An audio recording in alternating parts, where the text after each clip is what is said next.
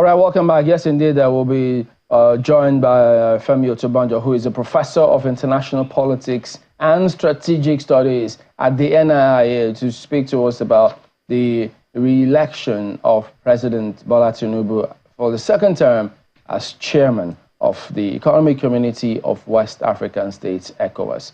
Good morning, Prof. I hope you can hear us. Thank you for joining us on the program today. Good morning, Chamberlain. Thanks for having me. All right. So, I mean, when he was first elected in Guinea-Bissau, he did say that he was going to deepen democracy, promising a standby force for security and regional integration. So, re-electing him for second term as chair, many wonder, okay, so on what basis, though, do you think he's fulfilled those terms for which he did promise in the first term? Well, you know, this first year of President Tinubu's chairmanship at ECOWAS has been very, very challenging. He went in as president at the time when there was this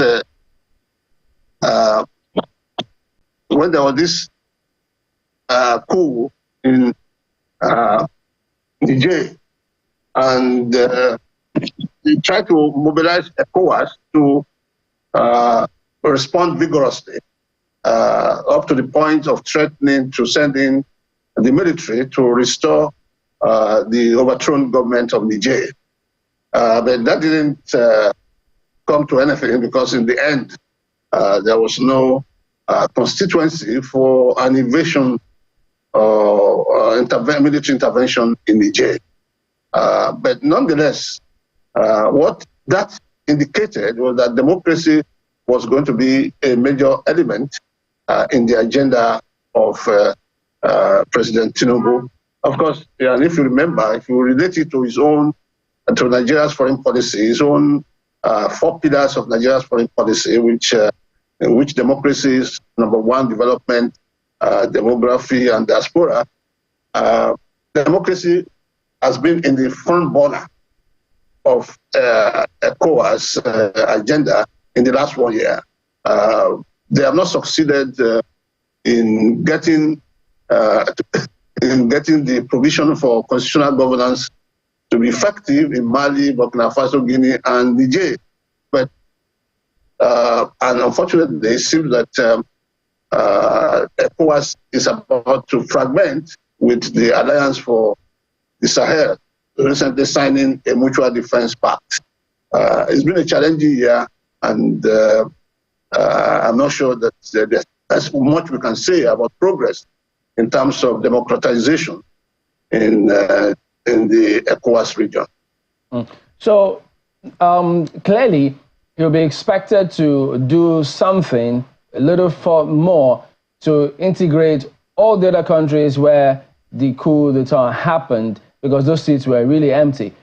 What would you say are the expectations of him specifically regarding those countries?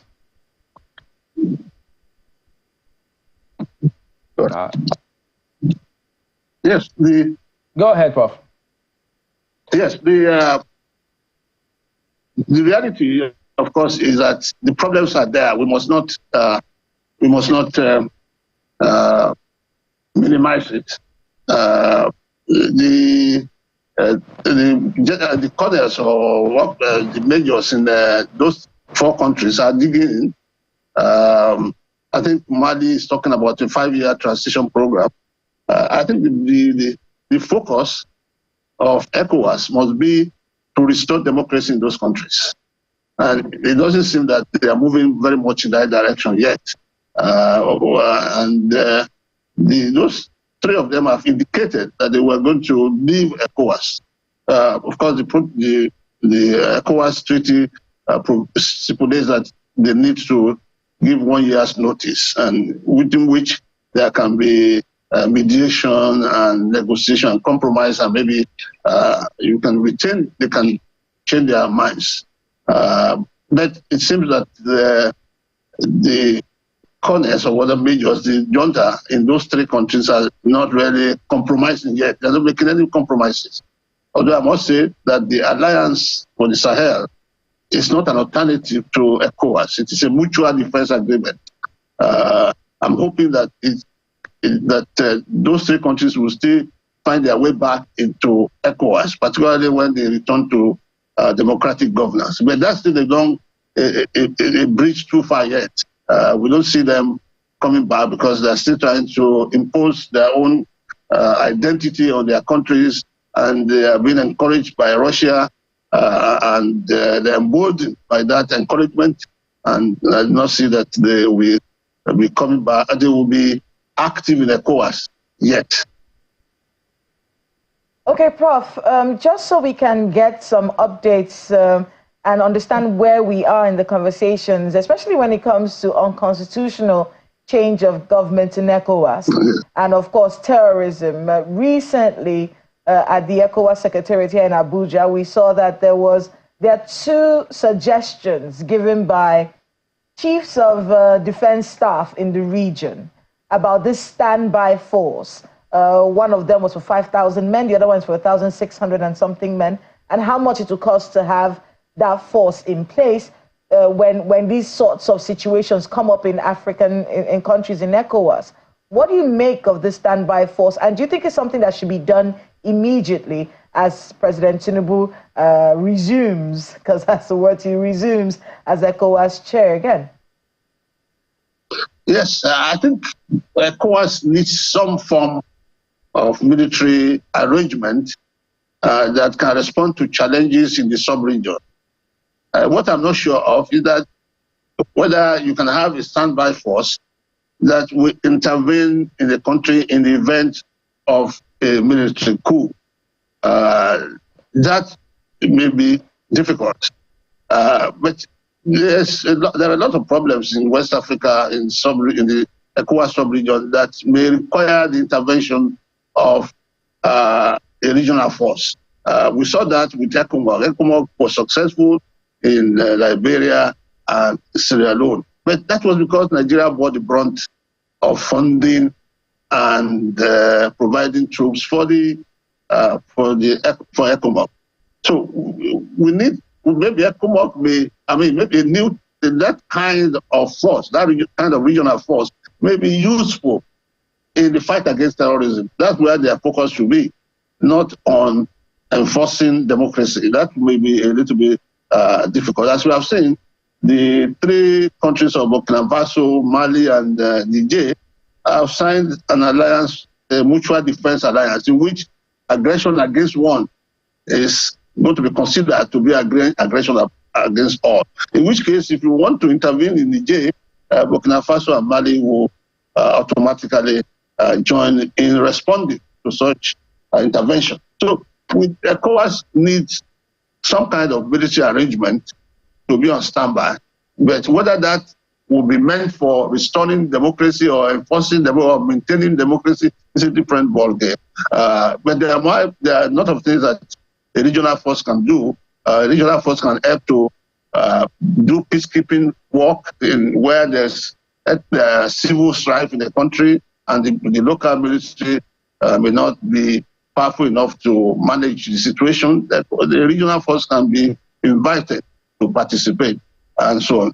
But I'm not sure that the purpose must be to restore democracy in the country, because sometimes these coups are a popular response, or a response to popular demand of against bad governance. So what ECOWAS needs most is good governance in the region, not a military arrangement that is intended to intervene when a coup takes place. ECOWAS needs to tighten its protocol in terms of good governance. One of the elements of good governance is not just about military rule, it's about presidents that are there prolonging their tenure. There is Togo, Yadima in Togo, there is Katara in Ivory Coast, we almost had Sali in Ivory Coast, and in Senegal, wanting to prolong their tenure. That must be prevented. I think any country where there's a prolongation of tenure, the president, that country should be suspended. It's a coup. It's a military coup against the people. So ECOWAS needs to focus more on good governance so that it can justify, it can have the moral leverage for its protocol on constitutional change. Right now, because there's so much bad governance in the region, people welcome coups. And because of that, it's now difficult. It's very difficult for ECOWAS to go and work against the wish of the people. If the people of Niger want a coup, you know, is it the business of ECOWAS to go and tell them not to have it? Indeed, indeed, Prof. You know, also that conversation is one that is being had, at least from the few events that we've been able to attend on this topic. One of them also that came up was the concept of funding. If you're going to have a regional force, we can't have a situation like you mentioned in ECOMOG where Nigeria was footing most of the bill. We have to get everyone involved. And, you know, those conversations are still ongoing. But you just mentioned a very crucial point, which is the fact that good governance is priority. And in a place where there's no good governance, people, if there's a coup that topples that government, it will seem like a popular demand. But what that has done really is talk about the importance of leadership in ECOWAS. With President Tinubu at the helm of affairs, how do we get these leaders in the ECOWAS region to behave well? Is there anything in ECOWAS that compels them not to extend time in office, provide good governance, ensure that non-kinetic measures to stop terrorism are being enforced? Is there anything that President Tinubu, as head of ECOWAS, can do in this matter? Yes, I think the Yoruba people have this interesting program. That is, there's a fundamental problem with ECOWAS. That is, you know, talking about remote and immediate causes. You know, the problem of ECOWAS is that it started as a general all-commerce integration. If you look at the model of Europe, countries are admitted into EU on the basis of several performance criteria. It must be a democracy. Your human rights records must be almost 100%. Your economy must be free and open to foreign trade, and so on and so on. So many criteria. ECOWAS started by, of course, ordinarily we understand why they should, because these are new states that are just coming into being, and you needed to begin integration. So everybody came into it. Dictators, military rulers. In fact, it's just interesting that the two people who were the original facilitators of ECOWAS were military people. Yadema, who overthrew a government in Togo, and General Yakubu, who was part of a coup in Nigeria. So when you have an association that has no basic values, no values of good governance at the beginning, how do you begin to enforce that? There's no, you know, everybody comes to ECOWAS. As I said, Qatar is on its third term, and he was one of the loudest advocates of military intervention in Niger. And Yadema is still there since his father died. So who are the people to make the rules about democracy and good governance? But that's what we need in this part of the world. This ECOWAS region is one of the poorest in the world. It is the epicenter of terrorism in Africa. It is a victim of desertification, climate change. Our youths in this sub-region are moving to Europe through the desert, through the Mediterranean, and dying in their hundreds and thousands. So what do? You have to have you want to have a situation in which you can retain your young people in your own region, in your own country. Well, Prof, we're winding down now. So could you tell us, can we say that ECOWAS has actually benefited the states economically? Because that's what it is, economic community. Yes. Well, the truth of the matter is, they are saying, I always like to use comparative proverbs. They say, if you think education is expensive, try literacy. If you think democracy is expensive, try autocracy. It is not that ECOWAS has done too well, but we need an ECOWAS. We need a regional body where people can gather and share ideas and share options and strategies about how to move the sub-region forward. We need integration. We need to be able to trade with each other. We need to be able to have movement of people across frontiers, and so on. To solve there are many common problems that no single country can solve on its own. Like the problem of climate change, of desertification, of mass migration. These are multilateral problems that countries must work together. So we need an ECOWAS that will be the facilitator, the organizing institution for the efforts of the region to move forward. It is not that ECOWAS has done excellently well, but we need, in spite of that, we need an ECOWAS. So for those countries and their citizens who feel ECOWAS has not actually benefited us economically, what would you advise ECOWAS to do, probably to retool, to address those concerns? Continue to work in that direction. If you look at commentaries about ECOWAS in scholarly journals, there's general agreement that ECOWAS has not been wonderful in terms of results, economic development results. But it's there to help to lead the discussion, to lead efforts at changing things.